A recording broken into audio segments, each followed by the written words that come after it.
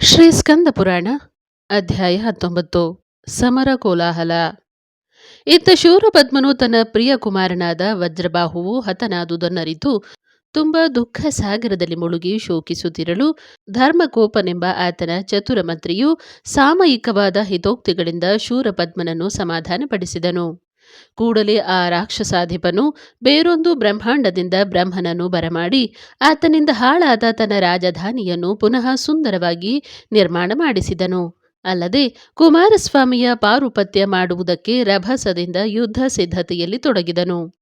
ಆದರೆ ಅಷ್ಟರಲ್ಲಿ ಇತ್ತ ಕಡೆಗೆ ದಯಾಮಯನಾದ ಷಣ್ಮುಖ ಸ್ವಾಮಿಯು ದುಷ್ಟ ರಾಕ್ಷಸ ಚಕ್ರವರ್ತಿಯ ಮರ್ದನ ಮಾಡಲೆಂದು ವಾಯುಚೋದಿತ ದಿವ್ಯರಥವನ್ನೇರಿ ಅಷ್ಟೋತ್ತರ ಶತಸೇನಾ ನಾಯಕರುಳ್ಳ ಅನುಪಮ ಚತುರಂಗ ಬಲದಿಂದಲೂ ಅಸಂಖ್ಯಾತ ವಿವಿಧ ಆಯುಧಪಾಣಿಗಳಾದ ಭೂತಗಣ ಸೈನ್ಯದಿಂದಲೂ ಸಮೇತನಾಗಿ ವೀರಮಾಹೇಂದ್ರಪುರವನ್ನು ಕುರಿತು ಬರುತ್ತಾ ಸುಖವಾಗಿ ಸಮುದ್ರವನ್ನು ದಾಟಿ ರಕ್ಕಸನ ವೀರಮಾಹೇಂದ್ರಪುರದ ಉತ್ತರ ದಿಸೆಯಲ್ಲಿ ಸಮೀಪಕ್ಕೆ ಬಂದು ಪುರ ಪ್ರವೇಶ ಮಾಡದೆ ಬ್ರಹ್ಮ ವಿಷ್ಣುಗಳ ಅಭಿಮತದಂತೆ ಹರ್ಮ್ಯ ಮಂಟಪ ರಾಜಗೃಹಗಳಿಂದ ಯುಕ್ತವಾದ ವಿಶ್ವಕರ್ಮ ನಿರ್ಮಿತ ಮಹಾಕೂಟವೆಂಬ ಸುಂದರವಾದ ನಗರದಲ್ಲಿ ಬಿಡಾರ ಮಾಡಿಕೊಂಡು ನೆಲೆಸಿದನು.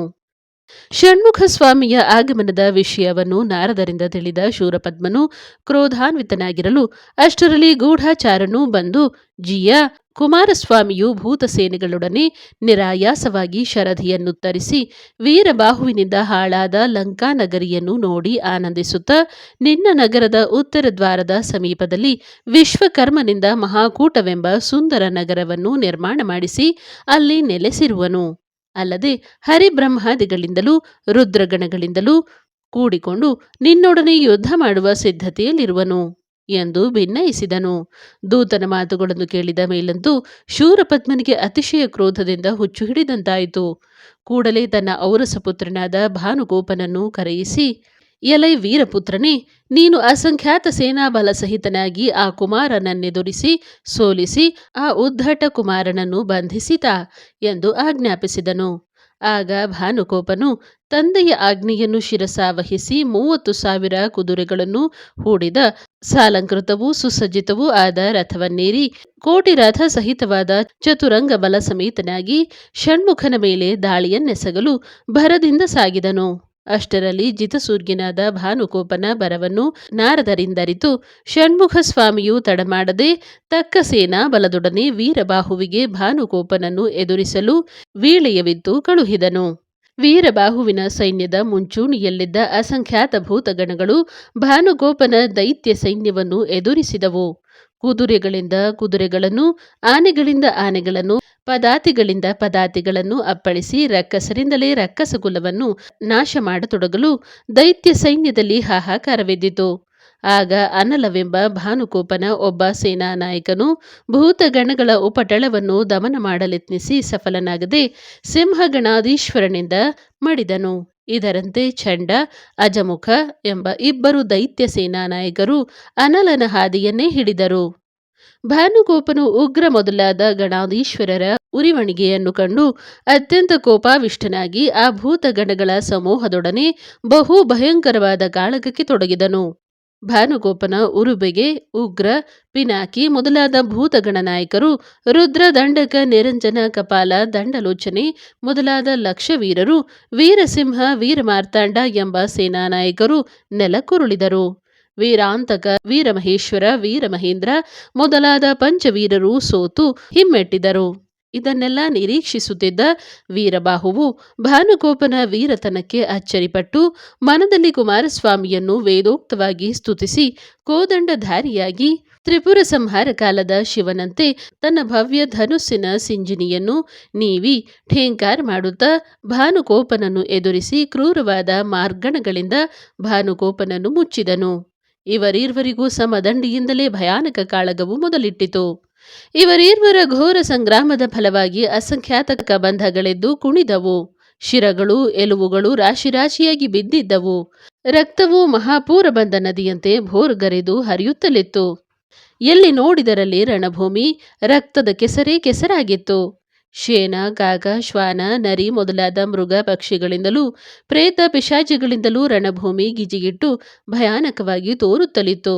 ದೂತನಾಗಿ ಬಂದು ರಾಜಧಾನಿಯಲ್ಲಿ ತಮ್ಮೆಲ್ಲರ ಮುಖಭಂಗ ಮಾಡಿದ ಈ ವೀರಬಾಹುವು ಸಾಮಾನ್ಯ ವೀರನಲ್ಲವೆಂದು ಭಾವಿಸಿ ಭಾನುಗೋಪನು ಮಹತ್ತಾದ ಕೋದಂಡವನ್ನು ಹಿಡಿದು ಸಪ್ತಶತ ಸಂಖ್ಯೆಯ ವಜ್ರೋಪಮ ನಿಶಿತಾಸ್ತ್ರಗಳನ್ನು ಹೂಡಿ ಆ ವೀರನ ಮೇಲೆ ಪ್ರಯೋಗಿಸಲು ಅವುಗಳ ಘಾತಿಯಿಂದ ವೀರಬಾಹುವು ಸ್ವಲ್ಪ ಘಾಸಿಗೊಂಡವನಾದನು.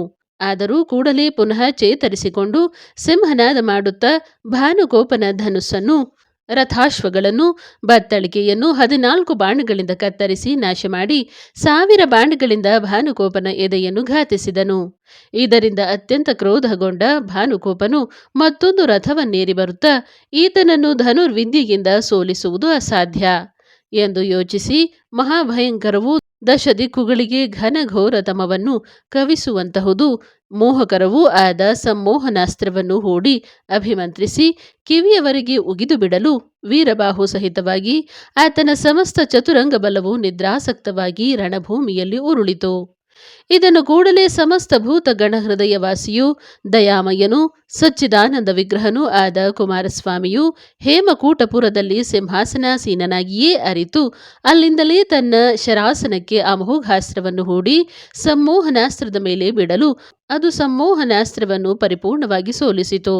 ಇದರಿಂದ ಸಮ್ಮೋಹನತೆಯಳಿದು ವೀರಬಾಹು ಹಾಗೂ ಆತನ ಬಲದವರೆಲ್ಲ ನಿದ್ರೆ ತಿಳಿದೆದ್ದವರಂತೆ ಜಾಗೃತರಾಗಿ ಮೇಲೆದ್ದು ತಮ್ಮನ್ನು ತನ್ನ ಕಣ್ಣಿನಂತೆ ರಕ್ಷಿಸುತ್ತಿರುವ ಸುಬ್ರಹ್ಮಣ್ಯ ಸ್ವಾಮಿಯನ್ನು ಅಂತರಂಗದಲ್ಲಿ ನಿಲ್ಲಿಸಿ ಕ್ಷಣಕಾಲ ಭಕ್ತಿಯಿಂದ ನೆನೆದು ಯುದ್ಧಕಣಿಯಾದರು.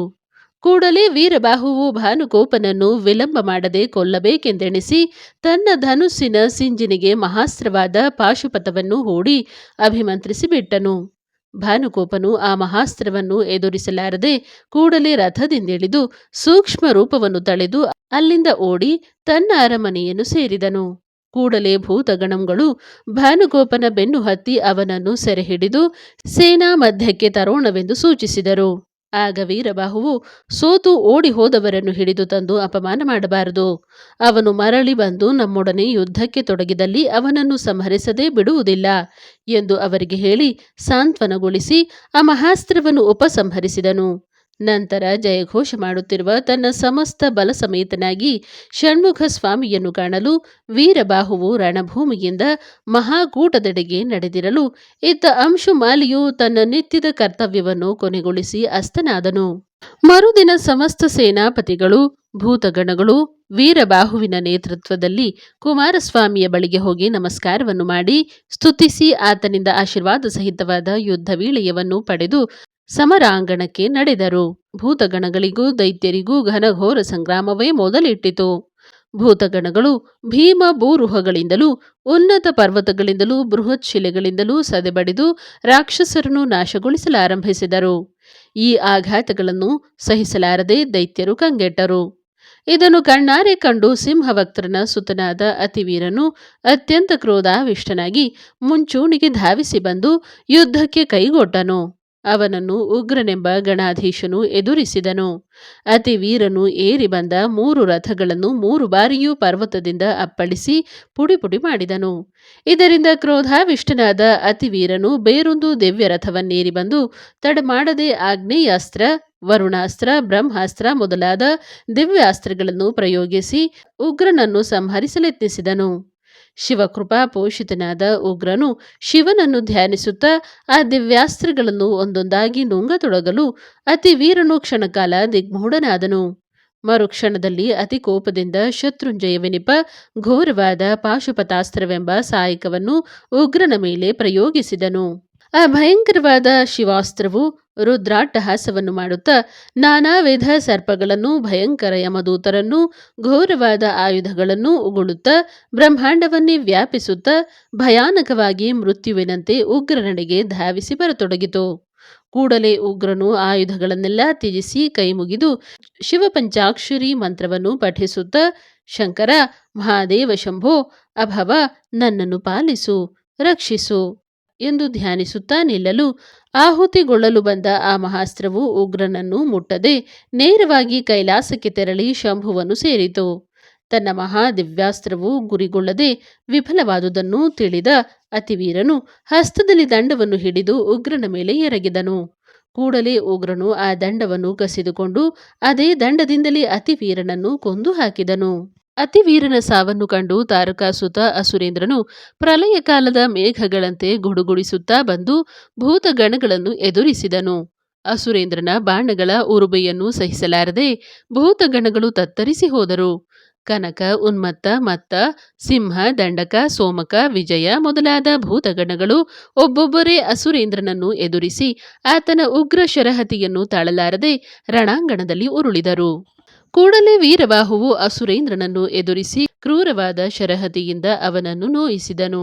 ಇದರಿಂದ ಬಹಳವಾಗಿ ಸಿಟ್ಟಿಗೆದ್ದ ಅಸುರೇಂದ್ರನು ಸಹಸ್ರ ಬಾಣಗಳಿಂದ ವೀರಬಾಹುವನ್ನು ಜರ್ಜರಿತನನ್ನಾಗಿ ಮಾಡಿ 7 ಬಾಣಗಳಿಂದ ಆತನ ಧನುಸ್ಸನ್ನು ಕತ್ತರಿಸಿ ಬೊಬ್ಬೆಟ್ಟನು.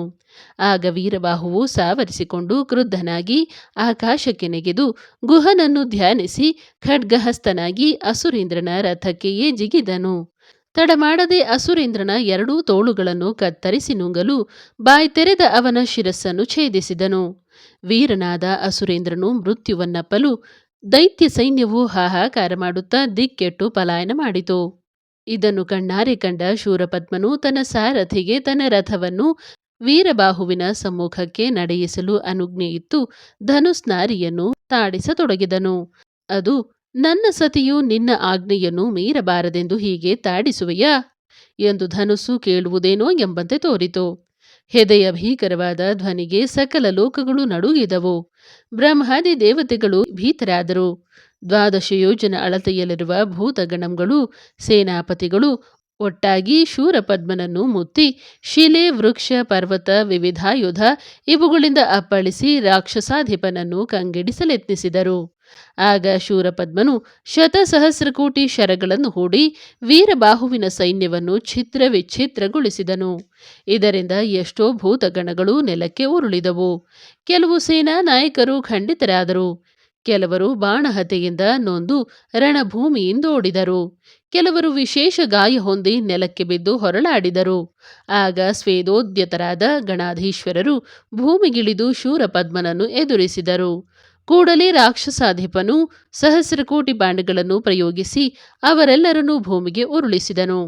ವೀರಮಾರ್ತಾಂಡನೆಂಬ ನವವೀರನು ವೀರರಾಕ್ಷಸ, ವೀರಮಹೇಂದ್ರ, ವೀರವೀರ, ವೀರಕೇಸರಿ, ವೀರಪುರುಹೂತ ಮೊದಲಾದ ಶೂರಸೇನಾ ನಾಯಕರು ಶೂರಪದ್ಮನನ್ನು ತಾಗಿ ದಿವ್ಯಾಸ್ತ್ರ, ವಿವಿಧ ದಿವ್ಯಾಯುಧ ಇವುಗಳಿಂದ ಘಾತಿಸಿ ಶೂರಪದ್ಮನನ್ನು ಯಮಸದನ ಕಟ್ಟಲು ಪ್ರಯತ್ನಿಸಿದರು. ಆದರೆ ಈ ಘೋರ ಕದನದಲ್ಲಿ ಅವರೇ ಶೂರಪದ್ಮನ ಪರಾಕ್ರಮಕ್ಕೆ ಬಲಿಯಾಗಿ ಧರಣಿಯನ್ನಾಶ್ರಯಿಸಿದರು.